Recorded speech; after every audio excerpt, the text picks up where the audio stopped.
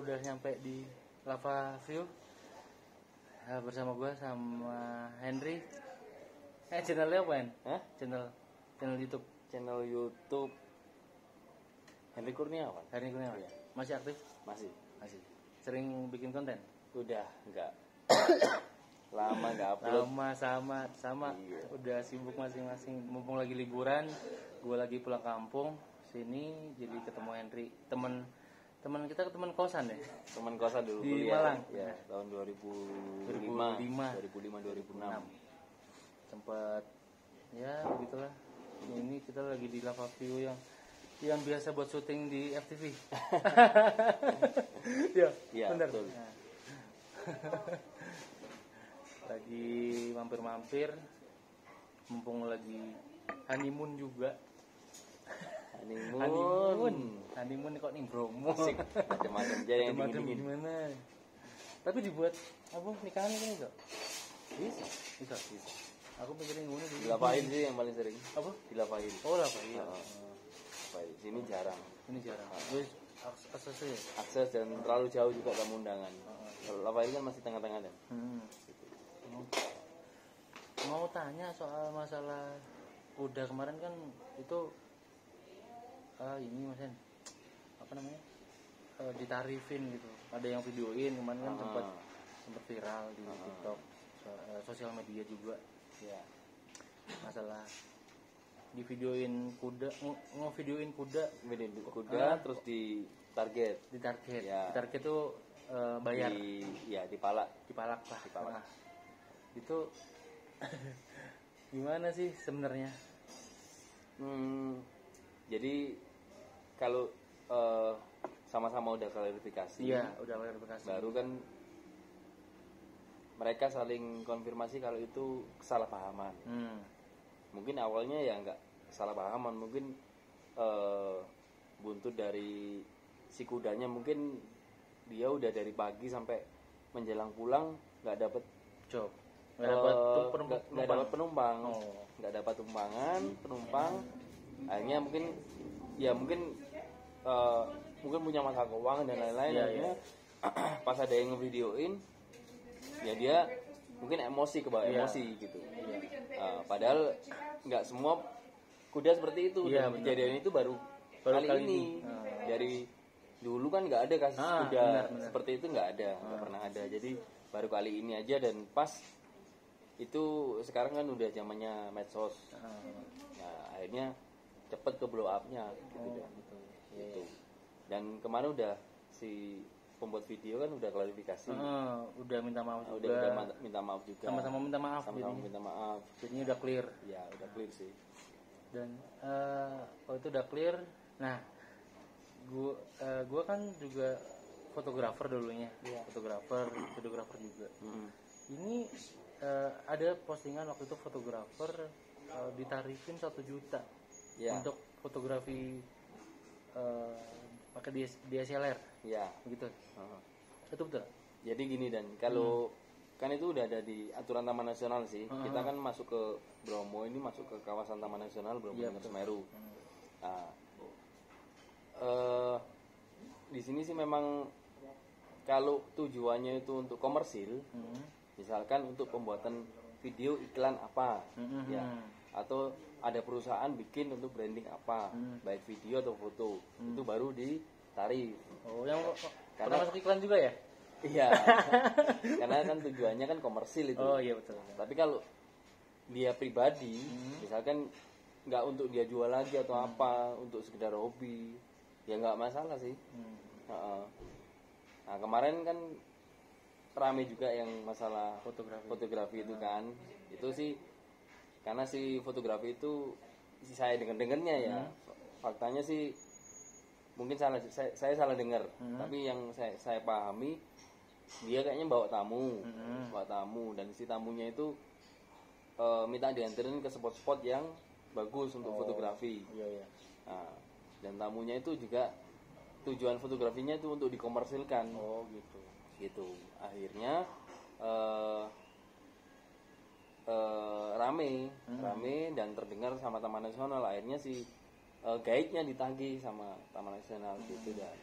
Iya. Tapi kalau di sini mau pre-wedding sebenarnya juga ditarik. Oh, ditarik. gitu. Harganya berapa sih kalau di prewed di Kalau Gunung Bromo? dulu sih 250. Kalau sekarang?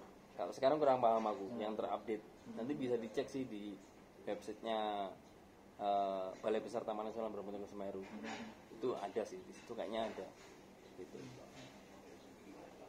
Gitu. Jadi itulah apa namanya? Info dari Mas Henry untuk teman-teman yang fotografi, videografi juga. Untuk kalau buat YouTube gitu? Kalau YouTube sih sebenarnya itu enggak sih Dan. Yang penting dia tujuannya dia untuk pribadi gitu loh. Misalkan YouTube kan si kontennya Dana atau kontenku ya nggak masalah, kecuali Dana buat YouTube untuk konten perusahaannya Dana. Nah itu beda lagi. Oh iya itu. Karena kan dibayar. Iya kan tujuannya kan pasti dia untuk komersil gitu loh. Gitu. Jadi memang ya biar apa ya, biar tertib gitu loh. Nah, biar tertib. Jadi biar orang-orang tuh tahu bahwa ada tarif-tarifnya kalau emang buat komersil segala macam gitu. Iya, jadi private segala macam. Bahwa mau masuk kawasan ini semua ada aturannya gitu. Ada betul. tata tertibnya gitu ya. Jadi Kalian nggak asal masuk nyelonong kemudian walaupun udah bayar tiket di dalam semaunya gitu. Misalkan kalau gitu kan akhirnya mau bikin iklan apa atau bikin film, akhirnya kan sebebasnya aja. Nah kalau dia ada izin, akhirnya kan dikeluarkanlah simaksi atau surat atau apa ya, bukan simaksi itu izin kendaraan. Kalau ada klub mobil masuk itu buat simaksi. Kalau pembuatan video, syuting film itu ada draft anunya juga, aturan-aturannya juga bahwa ini nggak boleh, ini boleh gitu dan itu yang harus diketahui oleh si pembuat video gitu. Kalau nggak gitu kan akhirnya semaunya aja dan akhirnya ngerusak konservasi yang udah ada di Bromo gitu. Pasti ada pertanyaan nih dari teman-teman. Mungkin ada yang hobi fotografi tiba-tiba bawa kamera DSLR terus dia moto-moto biasa gitu kan, foto-foto Bromo waktu sunrise ya. Sunrise di penanjakan. Itu apakah nanti bakalan ditarifin juga? Enggak sih. Gitu. Enggak. Kecuali dia bawa tamu. Ya, kecuali ya tetap sih kalau tujuannya komersil. Mungkin kemarin tuh mungkin dia dikomersilin lagi fotonya gitu. Dan kalau kita aja walaupun hobi, walaupun udah expert di bidang fotografi, mau foto-foto di Bromo, tapi ya tujuannya kita untuk posting di Instagram atau untuk apa ya nggak masalah sih. Sebenarnya itu juga kan membantu pariwisata Indonesia juga untuk promosi gitu kan. Sebenarnya itu. Nah tapi beda halnya kalau foto itu disalahgunakan, misalkan diperjualbelikan atau dia menjual belikan foto itu. Sebenarnya aturannya sih lebih jelasnya sih ada sih di websitenya masih ada, atau di kanal YouTube-nya Taman Nasional Bromo Tengger Semeru pasti ada nanti. Berarti sebelum kesini ya aturannya ditaati gitu. Betul. Nonton ya, dilihat websitenya lah. Apa aja yang terbaru di situ, terus aturan-aturan apa, nggak sembarangan kamu masuk di tempat orang lain terus bisa buang sampah juga. Betul. Buang sampah juga. Gitu. Ya gampangnya seperti itu, dan kita masuk ke rumahnya orang gitu. Jadi apa aja aturan di rumah orang itu. Misalkan harus lepas sepatu atau harus cuci tangan dulu, atau nanti di dalam jangan nyampah sembarangan. Nah itu kan di semua tempat kita harus seperti itu, nggak harus ke rumah orang atau masuk ke Bromo. Di tempat wisata lain pun ya kita harus menjaga itu, dan pasti sampah dan lain-lain harus menjaga etika. Nah, itu betul sih. Iya kan. Nah, jadi mungkin lebih jelasnya kalau teman-teman ragu sih bisa cek di Instagramnya Taman Nasional sih. Jadi Instagramnya itu BB Taman Nasional BB Taman Nasional Bromo Tengger Semeru. BB-nya itu Balai Besar. Ya, BB disambung Taman Nasional Bromo Tengger Semeru. mungkin bisa DM atau apa untuk nanyakan kalau teman-teman ragu kira-kira apa ya, takut nanti aku ditarif atau apa, itu lebih jelasnya itu. Mendingan bawa surat daripada nanti dipalak sama orang lain itu. Atau bisa di booking Bromo online ada. Nah, itu ada aturan-aturannya di situ. Gitu. Juga ada aturannya di situ bisa.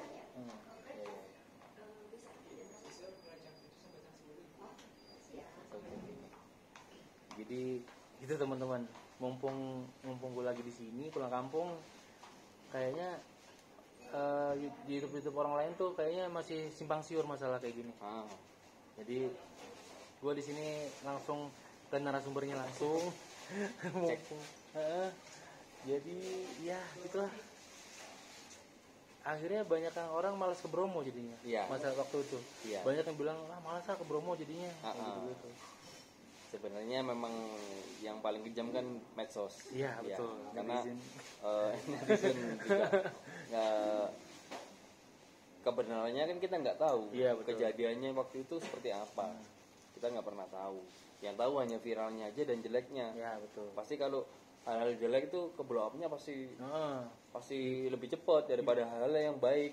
Hal-hal yang indah, yang bagus gitu kan. Betul. Giliran klarifikasinya malah nggak ada yang nonton. Betul. Padahal Bromo ini kan kita bangun citranya itu udah lama banget. Udah citranya biar Bromo ini lestari, Bromo ini tetap terjaga alamnya gitu dan akhirnya dengan kejadian ini udah rusak semua kan gitu kan. Betul. Nah, jadi memang ya itu tujuannya klarifikasi untuk meluruskan itu dan kita pun di sini kan ada namanya Forum Sahabat Gunung dan nah Forum Sahabat Gunung itu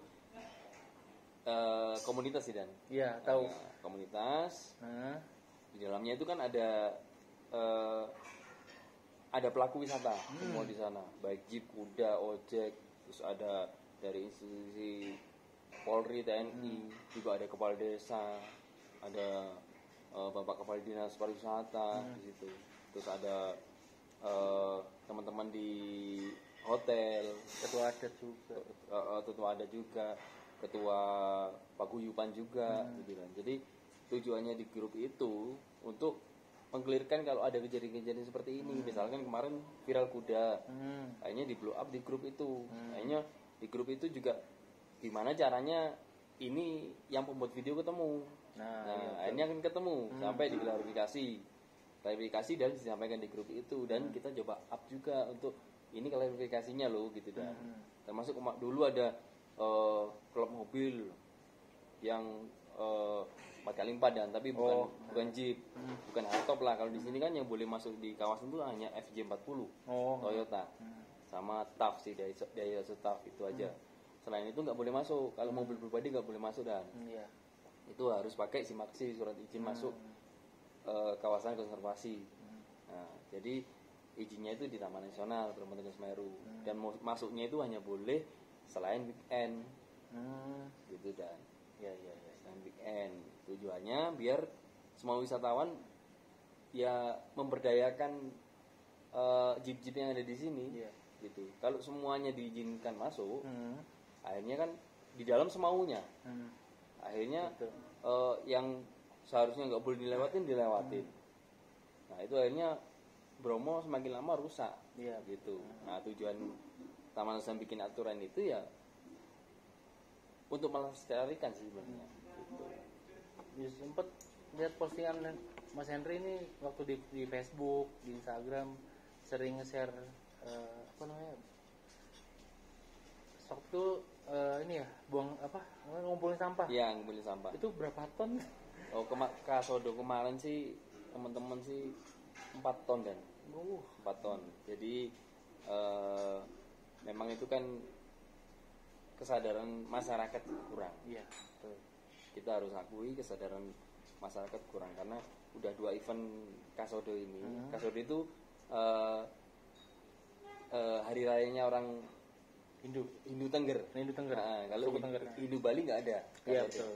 Hanya ada di Tengger. Gitu kan. Kalau di Islam sama seperti Idul Adha. Jadi hari raya kurban. Kurban. Nah, kalau jadi Kasodo itu hari raya kurban. Sesajinya tuh untuk ke Bromo. Iya. Untuk jadi hasil bumi apa dilemparkan ke Kawah Bromo. Tujuannya untuk mensyukuri udah dikasih panennya yang bagus, apa yang bagus dan lain-lain gitu. Masih Bang. Itu berarti dua tahun ini Kasodo udah ditutup sama umum ya? Iya, sejak Covid itu sih wisatawan umum nggak boleh masuk ke kawasan kalau ada acara Kasodo, hanya masyarakat lokal. Harusnya gitu. Nah, kayaknya kita coba 2 tahun itu. Akhirnya gimana sampahnya, apa dari masyarakat lokal apa masyarakat Sendiri. yang anu kan? Iya. Yang dari suku Tengger sendiri. Dari suku Tengger sendiri atau masyarakat apa wisatawan gitu. Ternyata kan masyarakat juga nyampah gitu. Nah, itu yang memang tujuan Forum Sahabat Gunung untuk menyadarkan masyarakat itu.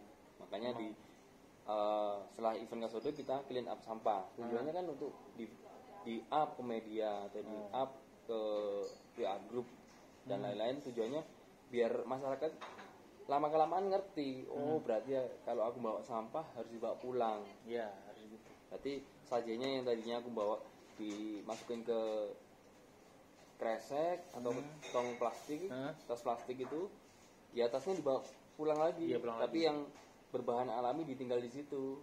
Gitu. Nah, ini daun-daunan ditinggal situ nggak masalah, tapi yang kreseknya ini dibawa pulang lagi gitu kan. Kalau yang bahan alami kan dia masih bisa terurai. Iya, betul. Itu saja bahan alaminya pun tetapnya dibuang di tong sampah juga kan. Betul. Gitu.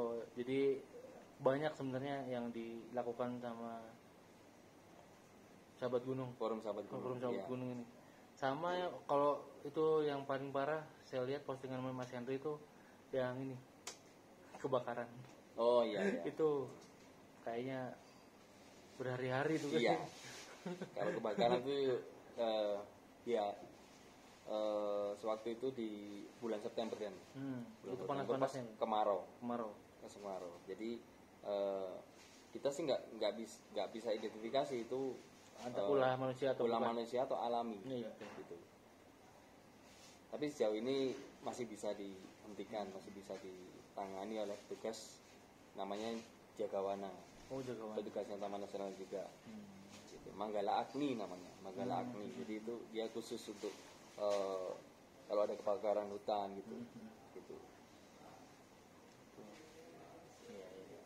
Jadi tujuannya mereka ya buat kita juga sebenarnya. Betul. Makanya kan kenapa di Bromo misalkan camping mau di Bromo kan tetap harus izin. Iya. Nah, kalau teman-teman saya enaknya aja masuk camping di sana bikin api unggun dan lain-lain, ternyata api unggunnya lupa dimatiin atau nggak tahu tempat di mana harus bikin api unggun yang aman, akhirnya kan bisa membahayakan diri sendiri dan lingkungan.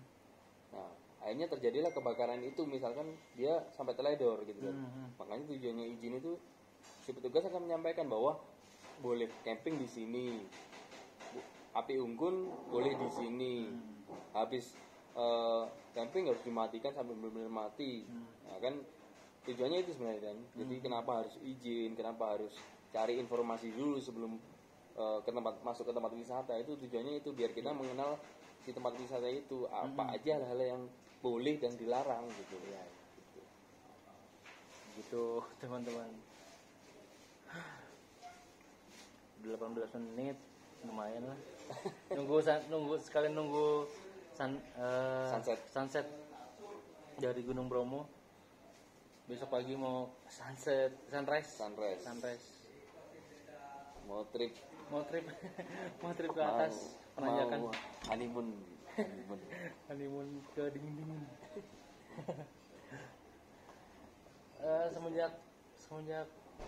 semenjak viralnya kejadian itu sampai sekarang apakah menurun? Sebenarnya nggak begitu sih Dan, nggak begitu menurun karena kan peminatnya Gunung Bromo ini sangat banyak. Iya, betul. Apalagi wisatawan asing sekarang udah mulai banyak berdatangan. Iya, karena kan covid udah ini. Betul. Tapi di Jakarta nambah lagi. Iya itu. Apalagi wisatawan yang udah pernah kesini dan dia kan akhirnya ngerti. Oh, nggak seperti itu kok, nggak semuanya seperti itu kok gitu loh. bahwa Bromo ini aman kok gitu. Dan jadi yang belum pernah kesini pasti asumsinya macam-macam. Iya betul. Berpikirnya macam-macam. Akhirnya dia ya itu paranoid. Wah nanti takutnya gini. Akhirnya dia repost ulang dan lain-lain dengan caption yang akhirnya membuat orang-orang lain takut untuk datang ke Bromo. Nah, harusnya kan bikin opini yang positif. Iya betul. Nah, opini positif, dicari kebenarannya. Nah, tujuannya untuk apa? Untuk meningkatkan pariwisata di semua daerah yang ada tempat wisatanya, biar semuanya rame, biar ekonomi bisa kembali normal kan gitu tujuannya. Jadi jangan kita selalu menyebarkan berita yang kurang baik atau apa kan gitu. Kalau bisa kan sebarkan kebaikan kan. Iya, kalau bisa gitu. Makanya tujuan sekalian mumpung masih anget-angetnya kemarin kan, mumpung lagi pulang kampung juga. Ya sekalian tanya-tanya. Soalnya biasanya lebaran sih gue pulang ke sini ketemu Henry kadang ngobrol-ngobrol biasa, ngopi udah selesai, habis itu ya udah gitu. Ya sekarang mumpung lagi nginep di hotelnya sekalian tanya-tanya lah, sekalian bikin konten. Udah lama nggak ngonten. Gitu. Itu tanya apa lagi Dan? Apa lagi ya? Oh, komunitas jeep di sini berapa ini sih? Banyak kan teman-teman gue tuh yang suka jeep, suka trail. Nah ya, jadi itu berapa puluh? Untuk jeep sih kita kan di Bromo ini 4 kabupaten. Probolinggo, Malang, Lumajang, Pasuruan. Tapi yang paling banyak itu Probolinggo. Kemudian mungkin Pasuruan dan Malang. Lumajang sedikit. Soalnya langsung ke Semeru. Kebanyakan kalau Lumajang dan Malang itu dia ke Semeru. Kebanyakan untuk di pendaki ke Semeru. Kalau yang di Probolinggo, Pasuruan itu kebanyakan wisatawan Bromo. Malang juga ada sih yang Bromo. Gitu dan kurang lebih sih kalau di Kabupaten Probolinggo itu kalau 800 unit itu ada. 800 unit itu ada. Tapi data aktualnya kan sampai saat untuk detik ini saya kurang paham berapa jumlah pastinya. Kurang lebih kalau 4 kabupaten mungkin 1.500-2.000 unit ada dan gitu. Jadi untuk harga tarif pun fluktuatif sih. Kadang kalau ramai pas weekend harga jeep pasti naik. Iya. Tahun baru, Lebaran, momen Lebaran itu pasti. Ya. Jadi sesuai momen.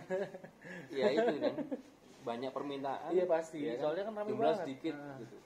Akhirnya kan mahal harganya. Ya untungnya lagi weekdays kesininya. Alhamdulillah. Ada lagi hari Senin ini sini. Gitu.